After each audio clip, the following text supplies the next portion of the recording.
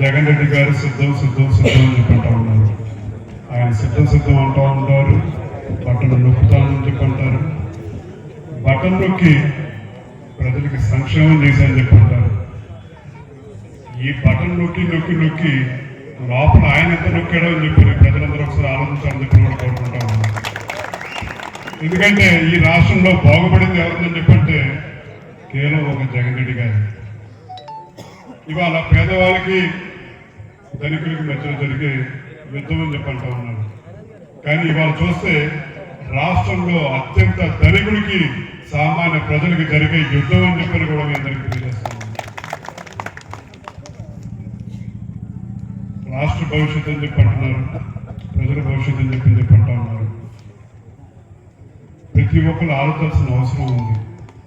జగన్ ముఖ్యమా, జనం ముఖ్యమా అని చెప్పారు. జనం అనేది, జన బలం అనేది మీరు చాటి చెప్పాలని కూడా మిమ్మల్ని అందరూ కోరుకుంటాము.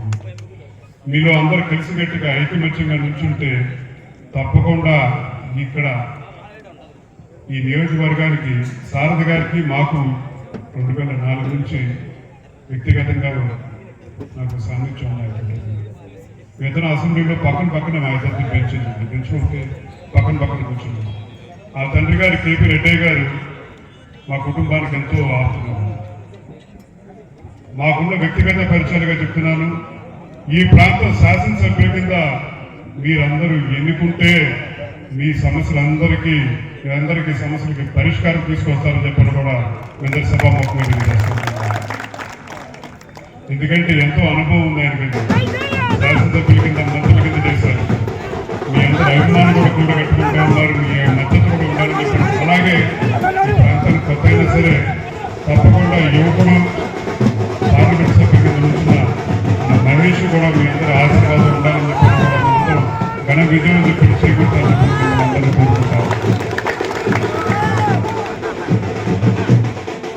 మీ అందరూ మరొకసారి ఆలోచించి ఓటమి విజయమే కాదు, ఇది ప్రజా విజయం, ప్రజా తీర్పు కావాలని చెప్పి కూడా మిమ్మల్ని అందరినీ కోరుకుంటూ మా నాయకులు ఎప్పుడో ఇచ్చిన 50 సంవత్సరాల క్రితం ఇచ్చిన పిలుపు, రాధా గారు రంగా గారు ఇచ్చిన పిలుపు చేయి కలుపు చేయి జాగ్రత్త గెలుపు అని చెప్పి ఇచ్చారు. 50 సంవత్సరాల తర్వాత కూడా ఆ పిలుపు విలువేంటో కూడా మీ అందరినీ గుర్తు చేసుకుందని చెప్పుకుంటూ తప్పకుండా భవిష్యత్తులో ఈ ప్రాంతానికి శాసనసభ్యుల కింద సారథి గారిని, పార్లమెంట్ సభ్యుల కింద మహేష్ గారిని ఎన్నుకోవాలని చెప్పిన కూడా మిమ్మల్ని అందరినీ కోరుకుంటూ సెలవు తీసుకుంటా ఉన్నాను.